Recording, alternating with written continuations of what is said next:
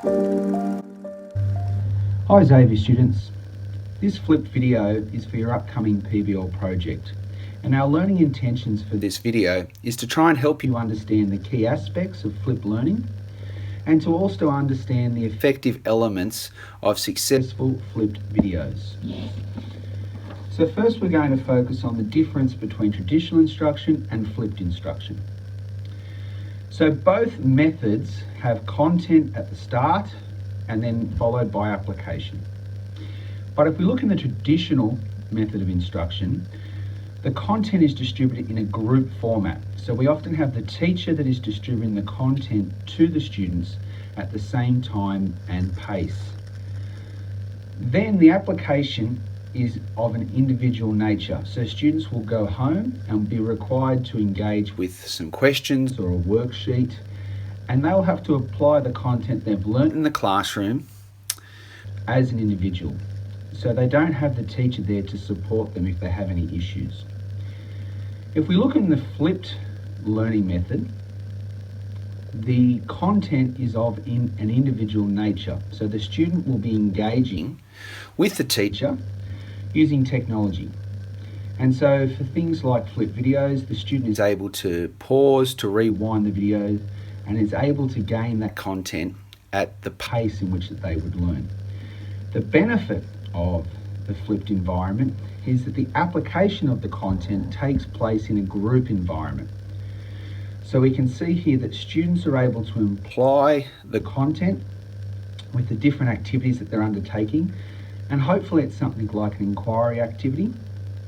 And the benefit is this teacher here is able to move around and to provide assistance to the student groups where it is required.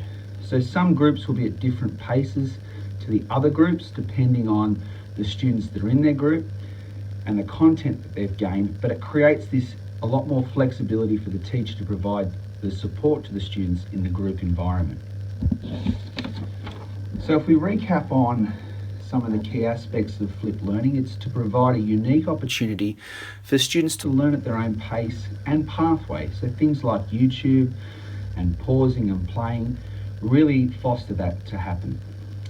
It also provides opportunities for students to collaborate during class time.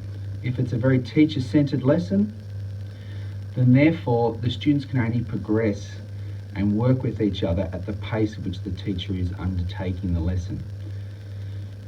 It also provides opportunities for students to seek a teacher assistant during the application of the content. So in a traditional environment, the application of content happens at home. In a flipped, this is in the classroom environment with the teacher there present.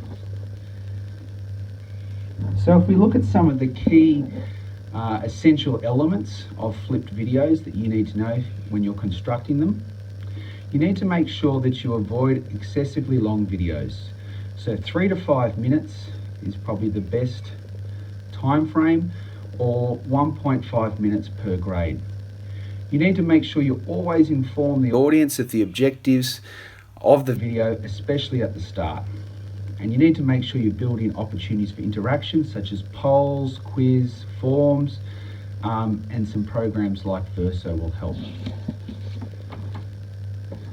Make sure you have a plan and that you stick to it. Avoid talking too fast. Provide opportunities for emphasis, main points, keywords, images, like what I've done here with my finger. And try to be creative where possible. And finally, ensure that there are opportunities for application after your video. Hopefully this helps you with undertaking your own flip videos. Good luck, Xavier students.